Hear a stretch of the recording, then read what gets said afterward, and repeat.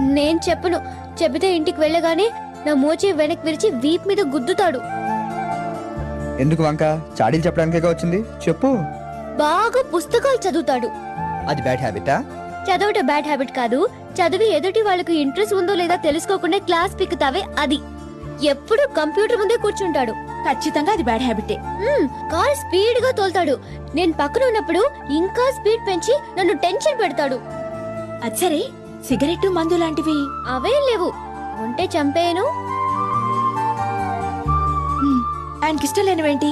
అది వద్దు, నేను చెప్తే మీరు ఫీల్ అవుతారు. పర్వాలేదు, చెప్పండి. ఆడవాళ్ళు స్లీవ్లెస్ వేస్తే ఇష్టపడడు.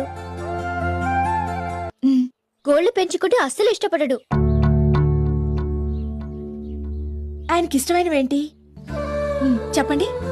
గ్రీన్ కలర్ డ్రెస్ అంటే చాలా ఇష్టం.